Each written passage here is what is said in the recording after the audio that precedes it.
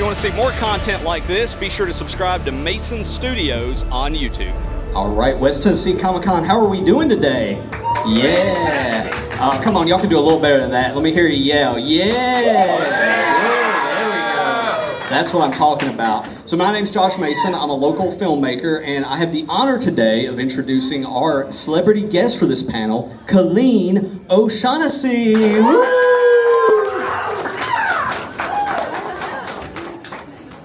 Hi, everybody. So, Colleen is, as most of you probably already know, a very talented voice actress with countless credits to your name. It's actually quite impressive, but the character I know you the best for is, of course, Tails from Sonic the Hedgehog. Any Sonic the Hedgehog fans out here? Yeah, Sonic. Everybody loves Sonic.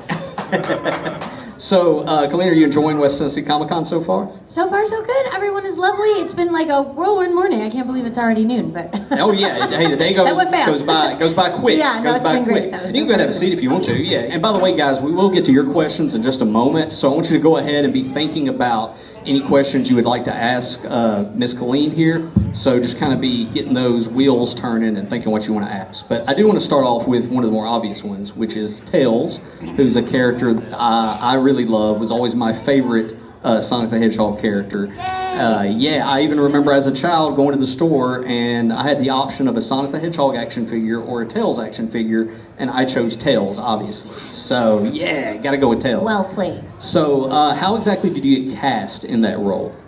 So, as a voice actor, we primarily audition for just about everything. I've been working for a long time, so every once in a while, a director who has worked with me will say, oh, I think Colleen would be right for this thing, and they'll just call. But most of the time, it's auditions. And so they were doing a new show called Sonic Boom. Anybody seen Sonic Boom? Yeah. We got some Sonic Boom fans. Yeah, so I was auditioning for Sonic Boom. And I auditioned for Tails and Sticks, and I got a call back for Tails and Sticks. And funny enough, I did not know that Kate Higgins was Tails before me, and I had known Kate for a really long time, and she had gotten called back for Sticks. And so we were sitting in the lobby just, hanging out, and then I found out, I don't even know how it came out, but whatever, that she was Tails. I'm like, oh my gosh, I'm not going to audition for your part. And she said, oh no, that's okay. She got a little twang in her voice. And she's just the sweetest. She goes, no, we talked about it. It's all right.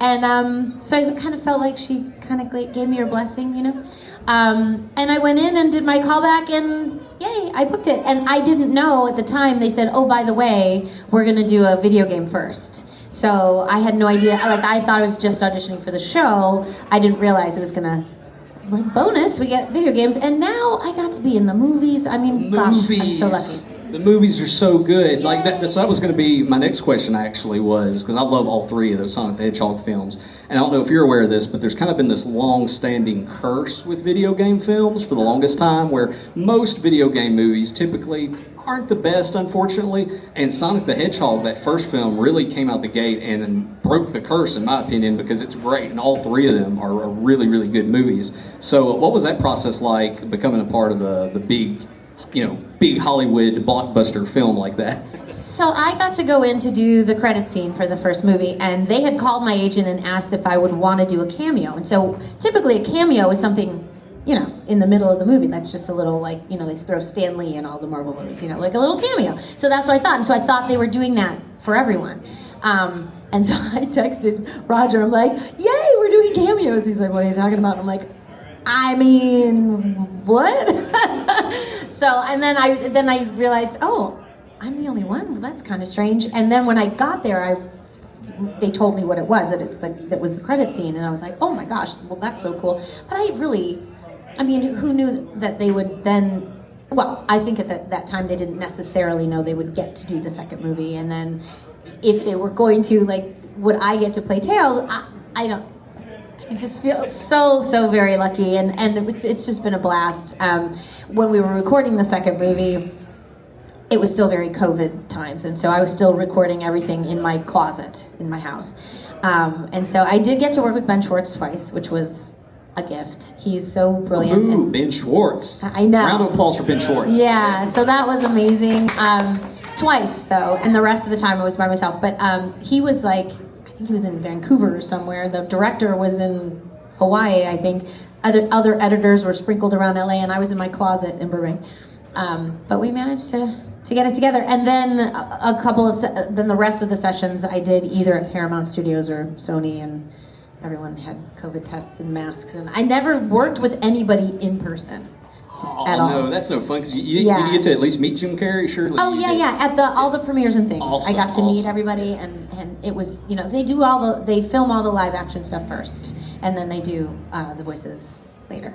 So. Well, I was definitely one of the people that was fist pumping the air when Tails showed up at the end of the first movie. That was very much like my Nick Fury moment, like at the end of Iron Man when Nick Fury shows up. I was like, it's Tails, So no, I was very excited about that. My last question, then we'll get to everybody in the audience, so keep thinking about those questions, guys, is obviously originally with that first Sonic the Hedgehog movie, there was the original design of Sonic that was unfortunate, and the internet kind of collectively, I guess, bullied the studio into changing it to more in line with the games, and obviously it was the right decision because those movies are great, everybody loves them now. But I'm curious, was there ever a Tails design that looked like that, and did you have any knowledge of that, or did you only see the final version that was in the I've only seen the final version, and when I was doing the credit scene, I'm not sure if he was finished. He might have been almost finished, I can't remember. But I don't think he was part of it yet, anyway. And so, since they had already done the redesign, I feel like they probably just were like, well, let's just start from scratch. Exactly.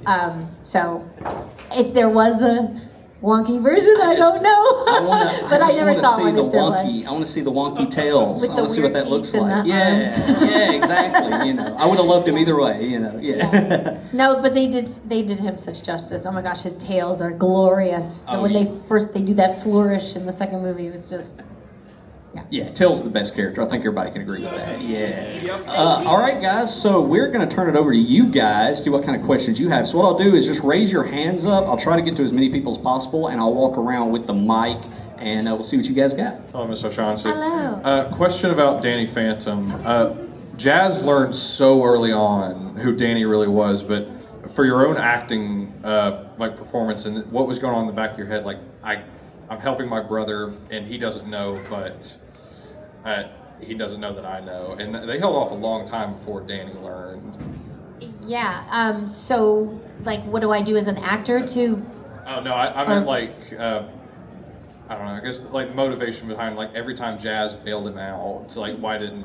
I think Jazz was just the quintessential big sister, right? Her, she was an overachiever at school. She's that type A personality that's very organized, and I think she felt like it was her job to always protect her brother, and so I think that's entirely what motivates her at all times. And I think the fact that she struggled with it. I think she wanted to say something, but I think just that overall mothering, protective big sister thing just kind of took over. That's a great question. Next question, we'll go with you right here, sir. Yes. Question about Naruto and Naruto Shippuden. What was it like recording alternate lines for the Cartoon Network and Disney XD edits of those shows? I'm not sure what you mean by what was it like. I mean, as a voice actor, you're faced with a script in front of you when you get into the booth. We don't, for anime, typically you don't get the script ahead of time. Most of the time, it's pretty rare to get the script ahead of time.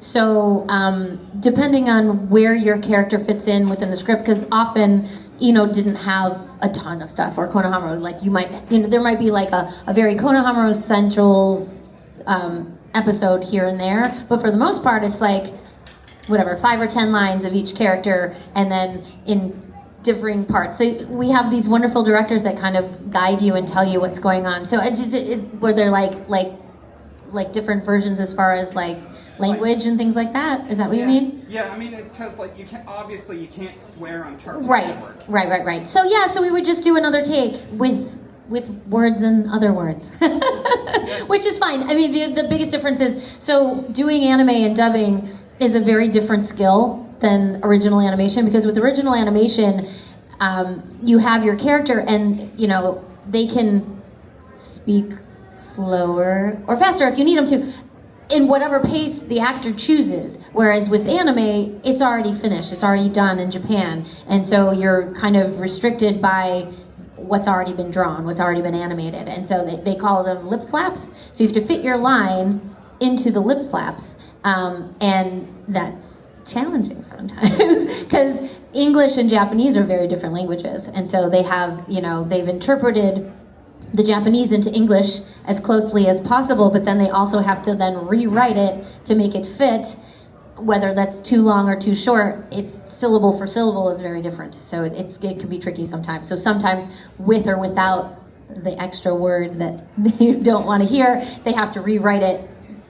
So sometimes there's rewriting on the spot because it doesn't always fit. But yeah. Thanks. All right, well, I think we got a question from Godzilla back Hey, here. Godzilla, Yeah. don't stomp on me. So, since we have Metal Sonic, will we see Neo Metal Sonic in Sonic 4? I don't know. Honestly, truly, I do not know anything about Sonic 4 other than what you all know too. I know about Amy and Metal Sonic. I cannot wait. It's coming 2027, March. So my guess, I'm just totally guessing here because I don't really know. I know they've been working on the script. I don't know when they're going to start shooting, but say they start shooting in the winter, like January, February, whatever, they'll probably get to me, I would guess, sometime in May or June of next year. So I won't even know till then, because I won't get the script until then. So I'd love to be my own character in that movie. yeah. Yeah, I can't wait for Sonic 4. I can't wait. I hope that all of the things that you guys want to see are in there. They do such a great job. They're so smart about it. And they're all Sonic fans too. So they're, I don't know. I can't wait. Got another question over here. What was your favorite character you ever voice acted, besides Tails? That is such a hard question because I absolutely love what I do, and I feel like, I try to at least bring a little piece of me to each character, and so it's really hard for me to pick favorites because you feel like then you're gonna leave somebody else out. I do. I love what I do. So, I had a blast doing Jazz. I loved playing Wasp. That was my first superhero. Glitter Sunny was hilarious. Cho-Cho is so funny. Konohamaru. I know. I love them all. All right, who else has a question? Here, go to this gentleman right here. Well, you kind of just hinted at it a little bit. I know a lot of voice actors in anime don't. Some of them take the time to really learn their character. Some of them just do their lines. Were you ever, when you first started, were you aware as to how important Konohamaru would eventually be in the story? No, I had no idea. I knew, he was the spirited, spunky kid. He's the grandson of the Hokage. He had all these aspirations, of course. Like, he was 100% going to be the next Hokage, obviously. But no, I hadn't read the manga ahead of time, and so I didn't know. I didn't know that Naruto was going to have as many episodes as it did. Well, and like I was saying that, your character shows up in certain episodes here and there. I think there might have been 2 solid years that I didn't work on Naruto because neither of my characters was there. And then I got a call and I'm like, that show's still happening? Like, I had no idea. So yeah, I can't claim to be one of the anime studiers, sorry. Have you enjoyed voicing Mantis on Marvel Rivals? I loved voicing Mantis, and I'm so excited that game is getting such great response. Yeah, and when you're working on a game, all you have is an iPad now or whatever, just a chunk of just your lines. I did go in another time, and there was a little bit of dialogue, but for the most part, it's especially that kind of game. It's like call-outs. So I have no idea how she's going to fit into the game, or if she's going to be playable, or if she's just sort of, I had no idea. I didn't know what her powers were. I didn't know how at all she would work into the game or how that game was going to work. So I'm so happy that, I feel like people are either love her or they're very vexed by her. So, are you vexed or do you like her? I play Mantis. Oh, cool. Awesome. Thank you. Yeah. All right, who else had a question? With this gentleman right up here. Yeah, a little Naruto. Naruto! How did feel to meet Keanu Reeves? That was pretty awesome. He is so very nice. Logan. Yeah, he was so nice. So we were in London. I had not met him yet, and we were. The premiere was in London. Was, oh my goodness, there were so many people there. It was so overwhelming, but so much fun. So they were doing the screening in a couple of different theaters, and so we were waiting kind of in the hallway, waiting to be introduced. They were going to have us come out before the screening, and I still hadn't had a chance to meet him because he got there a little bit later, and people sort of like swarmed him, and I am never the person that's going to be like, hi, you know, I'm not going to bust into anybody's conversation, so I just kind of, you know, stayed on my side of the hallway, whatever. He stopped and he looked over and he walked over to me and, you know, introduced himself, and I was like, hi, I'm Colleen, I play Tails. He goes, I know. And it was just, he was just so sweet, and then we hung out after. They had a dinner for us and stuff, and he was just lovely. He didn't teach you any of the John Wick moves or anything? Yes, he tried to neck jab me, but then I You dodged. I did, I ducked and dodged. Who else? Do you have one, sir? Do you have a favorite Pokemon? Who's the turtle one? I don't know. Squirtle? Squirtle! Yeah, Squirtle. I like Squirtle. Is that a good? Who else have one? We'll go right out here. What was your favorite line in the Sonic Boom series that you, what did you like? Oh my gosh, there's so many great Sonic Boom lines. This wall tastes like dirt. These readings are off the chart. Good thing I've got a bigger chart. Get you on the flip-flop. What was your favorite moment voicing Tails, like in your entire career? Favorite I'm moment? so bad at favorites. There's so many. So working on Sonic Boom was so magical because we all got to work together, and everyone in that cast was just ridiculously talented and hysterical. My face hurt by the end of those sessions, and the writing was so brilliant and hysterical. It was funny on the page, and then I know who's going to voice it, so I get I would get the scripts ahead of time, and I would read those. You know, if they came in at 11 o'clock, I'm staying up till midnight to read the script because they were just so funny and so brilliant. So working on that show, every Thursday, I would come home just like skipping and my face literally hurt because we laughed. So it's amazing we ever got anything recorded because we were laughing so hard. But all of those sessions were, you know, I feel like the movie's sort of like its own thing. Like it's like the unicorn that, you know, because that was just, that I got to do it was very special. So yeah, that I'm going to say Sonic Boom. All in general, because we had a blast. We were singing, Cindy and I were doing harmony and choreography. We got Travis and Roger doing fart jokes. I mean, it was just ridiculous. There's also the game. I loved working on the games too. Yeah, so fun. All right, got another question over here. What's it like voicing multiple characters in one franchise? Because in Danny Phantom, you played Jazz, but you also played Mikey as well as several other miscellaneous roles according to Wikipedia. Yeah, that's super fun. That's such a great question. It's really, really fun. I love it. Like, I often, you will, you know, if say you're Jazz on Danny Phantom, they know that you can do other things. So they'll have incidental characters that maybe only have 1 or 2 lines or 3 or whatever. And maybe that character will show up again and maybe not. They would do the same thing with Sonic Boom. I got to play Beth the Shrew and the Lady Goat and like other things. So it's really, really fun to get to play multiple characters in the same episode. For Sonic Boom, I also played Zoe. So, and during Tails Crush, it was Tails and Zoe, and so there were a couple of pages of me talking to myself, and so it was great though, because we you know, I always did that when I would read to my kids. I would do all the voices. Sometimes it's hard to keep track of what you're doing. But they were like, how do you want to do it? And I said, I want to read down the page. I want to do both of them at the same time.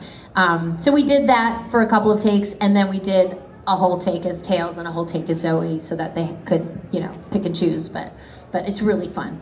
So yeah, thank you. All right, got another question over here. Was there ever a character you struggled to like get in character with? Oh, that's another. You guys are asking really good questions.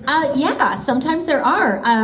Often when you have to do a dialect, So, like, a lot of times with dialect work, for me at least, I think other people do the same thing, is you'll have like a catchphrase that will or a phrase of different syllables or whatever that will get you into it. There's also a lot of like technical things with an accent. Maybe it's back in the throat, maybe it's more forward, maybe it's up and down. So there's some technical things too, but I had to do this Soviet V4 launcher, and she was like this like big, huge soldier lady, Soviet lady, and my Russian accent, for whatever reason, kept like slipping into so many other things. So I'd have to be like, excuse me, like I'd pretend like I'm getting a glass of water, and I'd turn around and be like, Boris and Natasha.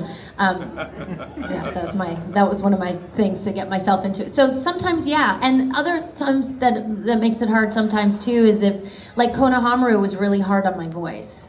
I maybe should have picked something different for him, because he's really scratchy, like he's really gravelly, and he has a lot of high energy, so that was very taxing on my voice. But gosh, that was such a good question. Who else? I think I saw one over here. Yeah. So I do theatrical acting, like on the stage, and one thing I've noticed is that in maintaining the through line of the character and maintaining the objectives and things, it's I don't know if it's easier on stage because you're in the moment, but when you're voice acting, how do you maintain the continuity when you're kind of doing just moment and then a break and then another moment? That is another fantastic question, because my background is the stage too, and you're absolutely right. Like when you're in it, you got the momentum and you just keep going. I've been doing it for so long, but there are certain ones, yeah, for me, I would rather do a bigger chunk than have to stop and start. A lot of times with video games, it's a lot of stopping and starting. They want to do one line at a time, and that can be a little jarring. So yeah, it's you just have to rely on your imagination. You have to just try and stay grounded. I try not to take very many breaks in between. Like in between each line, if you have to take a break, you have to take a break, because that's what they told you to do. More than half your job is listening, so you got to do what they tell you. But we also, like I said before, we have wonderful directors. I have been so lucky to work with such gifted directors, and they're so good at keeping you there, and they keep you in the moment by explaining what's going on, or sometimes they'll read with you. If the other actor isn't there, or if it's a dialogue thing chunk in a video game, sometimes they'll read along with you at least one take, so that you have that back and forth, because that absolutely helps tremendously. Okay. Yeah. Cool. Any other? I think we got a question over here. Was there ever a moment in the Sonic movies that Jim Carrey made you burst out laughing when you were trying to voice your lines? I didn't get to work with him, so probably that would have happened 100%. But they did all the live action stuff first, and I was never on set. So I 100% think that would have happened had I gotten to actually work with him. But yeah. I think I saw hands over here. Start with you, sir. Austrian goat milk. With doing work in movies, in TV shows, and video games, I think you've kind of touched on this already. Were there any challenges in any of the mediums that kind of took you by surprise, or were just especially difficult that you didn't expect? So, like I said before, it's all about listening, right? And so if I know the character, and again, sometimes I don't. Sometimes it's the first time I'm working on something, and I don't, all I know is what I did with the audition, and then they've got to fill in some blanks for me. So often, before we even get started, it's sort of like story time with Colleen, because they have to tell me everything, because I don't know. They've created, especially if it's a game, they've created these worlds that I don't know about because it's new or whatever. So there's a lot of explanation. So that definitely helps. But when we worked on Frontiers, that was very different, because I'm doing Tales, I'm doing a game. They don't always tell you the name of the game. And actually Frontiers, they called it Rangers, and when Frontiers came out, I'm like, they did a game without me. But it was the same game because they called it something else. But anyway, when we went in, Jack, the director, was like, okay, this is not what we've done before. This is very different. So I know going in, oh, I'm playing Tails, and I have a thing in my head, and it's, I try to put it in my body. Like, I couldn't do my job sitting. Like, it dissipates my energy. I use my hands a lot. And you kind of have to put it, have to put it in your body, because that helps. All you have is your voice. You don't have your face or anything. So when he said this is going to be very different, I was like, what does that mean? And it was very, very much more cinematic, it was dramatic. The word they kept using was grounded, mature, higher stakes. So it was a very different feel. So I kind of had to really shift gears quickly for that one, because I didn't know till I got to the session. So that was sort of, that was definitely a challenge, but it was luckily I had been voicing Tails long enough to kind of know who he is and how he would react in that situation. Like, people often are like, well, how different is it working on the game versus the movie or TV show versus... For me, Tails is the same guy. It's like, what circumstance does he find himself? Like, you go back to acting 101. Who are you? Where are you? Who are you talking to? What do you want? Where did you come from? Where are you going? All of those questions you need to be able to kind of know as the actor of that character. So. All right, any other questions? We got anybody on this side? This gentleman right here. What was it like working for Fox Kids? Oh gosh, that was like my very first go at. It was great. We had a great time. I loved the kids from 402. That was my very first show. Probably nobody here saw it, but it was up against Recess, so Fox Kids did not get as much viewership, I think, as Disney. So, but it was great. Yeah. Any other questions? I think Naruto has another question. Will Tails get his own show? Gosh, I hope so. That would be great, right? I would love it. I would love another Tails game, too. That would be really cool. But I would love a Tails show. Oh, my gosh. Knuckles got his own show. Tails needs his own show. That's right. I agree 100%. All right, who else we got? I think I saw another hand over here. It's on 4K Blu-ray. Are you excited for Sonic Racing Cross Worlds? I am. I'm very excited. I've seen a little bit of, some people got to kind of play the beta, I think that's what they call it. So yeah, and it sounds like people are liking it so far. Are you excited for it? Yeah, me too. And Charmy's gonna be in that one. That's so cool. All right, who had? I think I saw some hands back here. No? Oh, right over here.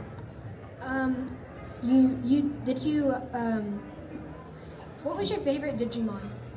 My favorite Digimon? I like Agumon, because he's always eating and he's funny. I always like the funny. All right, who else? Anybody besides Naruto? Oh, Godzilla's got another question. We'll have Godzilla have a second question.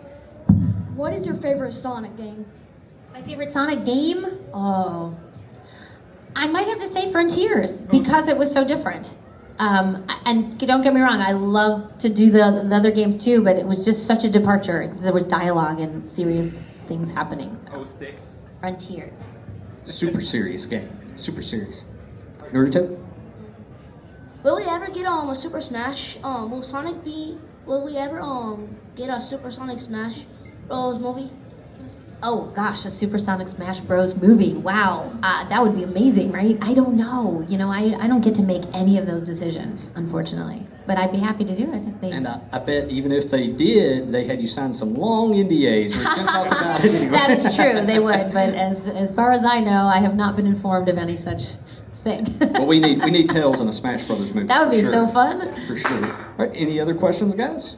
Anybody else got anything? This gentleman right back here. Oh, we'll start with her. When did what year did you first start your voice acting career?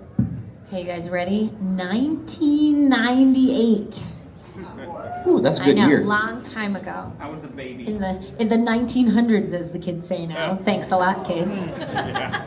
They don't say the 90s, they say the 1900s. I came over on the Titanic. I don't say the 1900s because that makes me feel old. Right? I know. I got another question here. Was there ever a character you really wanted to voice act, but unfortunately you never got to? Oh, there's so many. Every single one that I auditioned for. The one that stands out the most, though, I wanted to be She-Ra. She-Ra, Princess of Power. There was a She-Ra show when I was a kid, and I loved She-Ra so very much. I had She-Ra stickers. I wanted to be She-Ra, and that came across on the auditions, and I bugged my agent. I'm like, did you hear anything? Did you hear anything? Did I get it? Did I get it? Can I do something else? Can I send something else in? Can I want it? Because I really want that one. And then they went with actual, like, real kids or whatever. So, blah. Yeah, a bunch of like 15, 16-year-olds. So that's okay, but no, I really did want that one, for sure. You should have got it. You should have got Thank it. you. And we got another question from this gentleman back here. Another acting question. Yeah. For Frontiers, because like you said, it was more emotional in the dialogue. How do you maintain the accent when the emotional stakes get really high? This can be for any of your roles. Yeah. Sometimes you slip out of it. It does happen, but I think for me, it's a weird. It's sort of like it's like a switch. Like there's my tail switch, there's my Konohamaru switch, there's my jazz switch, and I'm so in it. I don't necessarily have to think about it unless it's a new character that I don't know all that well, or if I'm doing two and they're similar or they're close. I have to sometimes like I have to have them give me a reference, like something that I did before, just to make sure that I'm staying in that vein. Because yeah, sometimes emotion comes in if you're shouting or if you're crying or any of that can certainly change the voice print. For me, I tend to go higher when it gets more excitable, so it's harder to kind of keep it in the lower range if it needs to be. But yeah, I mean, I just kind of have to. I don't know. I stick with it. Any others? Got this lady right over here. What's your favorite invention Tails made in like any of the series? Do you have a favorite? He's made so many great ones. I think I like the multiplier.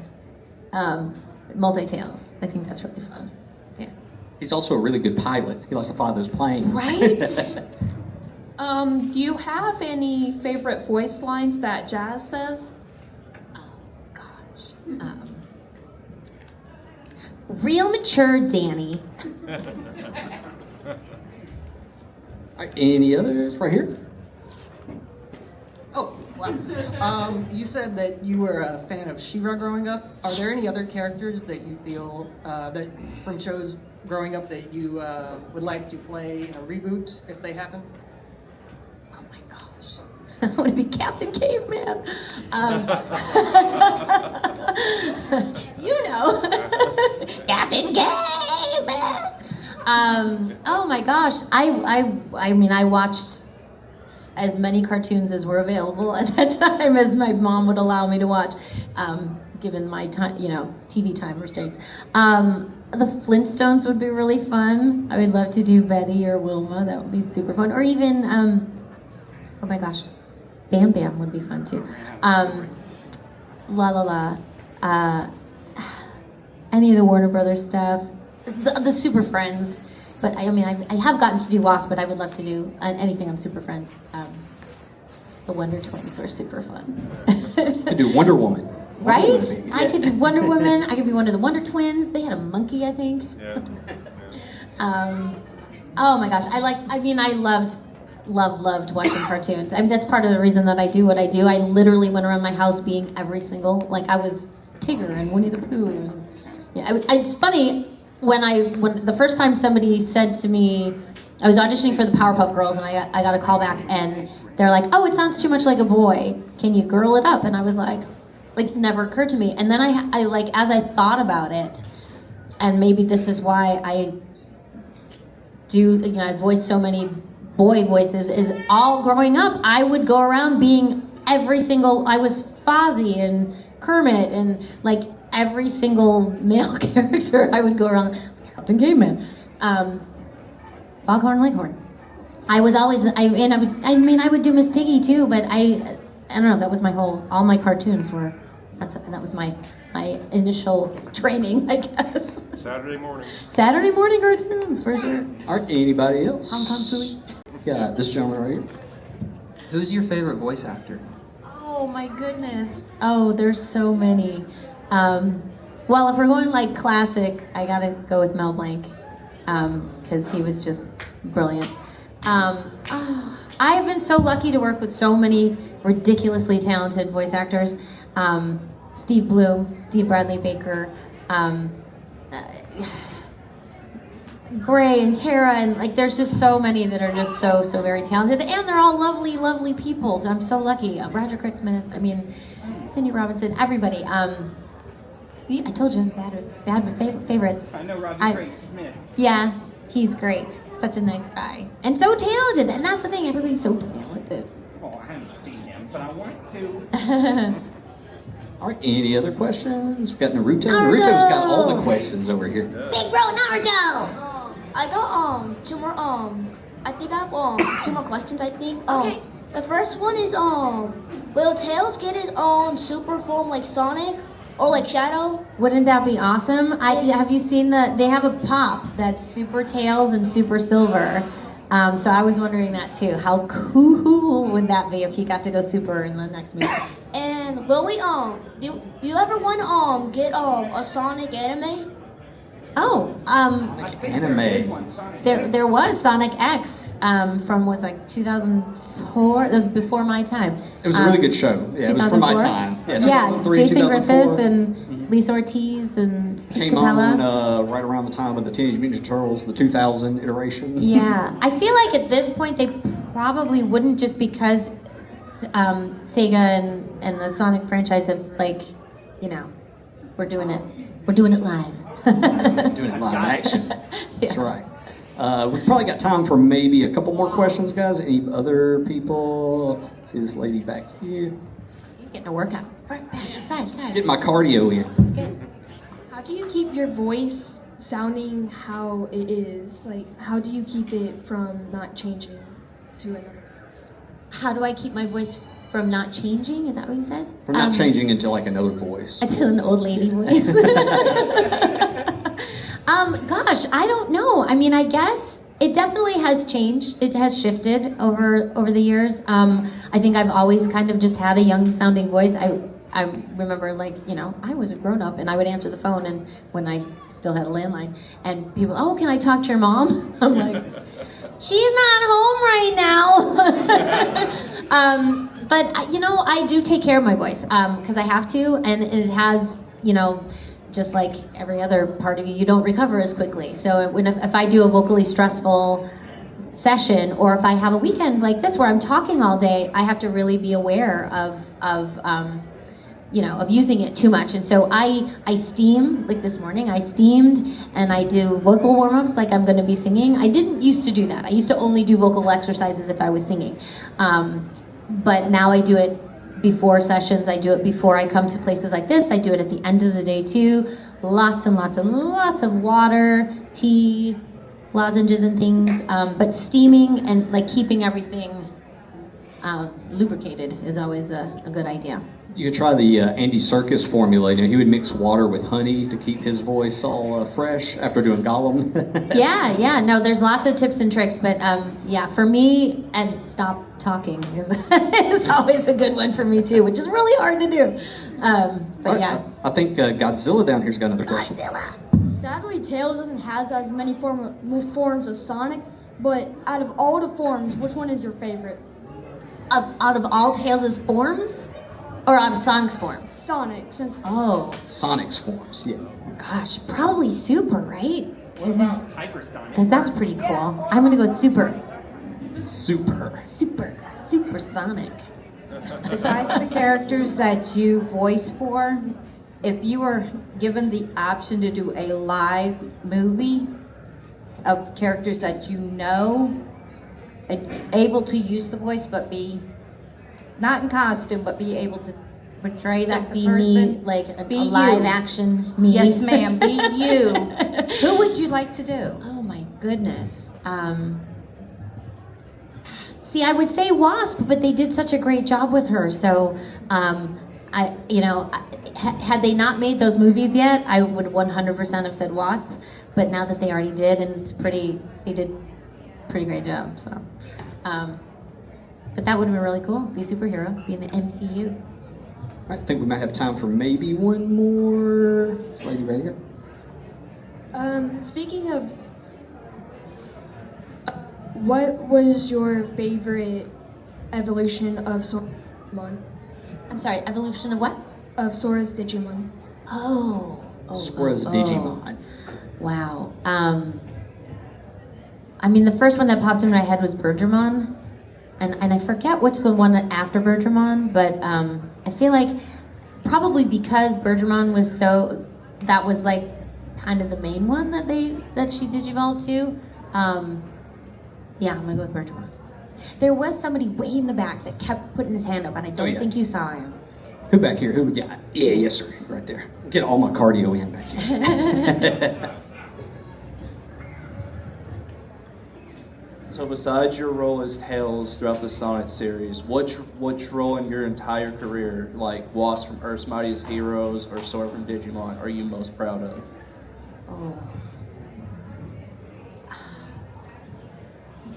I'm so proud that I actually get to do what I do. I feel so lucky. You know what? I think I'm gonna pick Wasp just because it was kind of a battle to win that role. Like I had 3 callbacks, which is very unusual. Like usually, often there aren't callbacks at all because they can just keep playing it. But you know, sometimes there's a callback, I think just so they can kind of get to know you and see if you can take direction or whatever. But there were 3 callbacks for that, and I actually had one of the producer, casting director people tell me, oh yeah, you're not gonna be Wasp. There's 3 other people that are, you know, they're doing kind of similar thing. They're gonna pick between one of them. You're better off being Pepper Potts. And I'm like, well, I'll be Pepper, I don't care. But so I 100% did not think I was gonna get that role because somebody that knew things told me I wasn't going to, and then they picked me. And I guess because it was down to 4 of us and I was doing something totally different than what they were doing, I don't know, but no, I was very, very excited and very proud to get that role. So yeah. All right, well, thank you guys so much for all your questions. I apologize we didn't get to everybody, but Miss Colleen here does have a photo op she has to get to. But y'all give a huge round of applause for Miss Colleen O'Shaughnessey, ladies and gentlemen. Thank you guys so much. What great questions, holy cow. Yeah, great questions from West Tennessee. I had to really think on some of those, so thank you guys so much. So yeah, we photo ops and then I'll be at my table, so come say hi. Stop by and say hi. Yeah, thank you.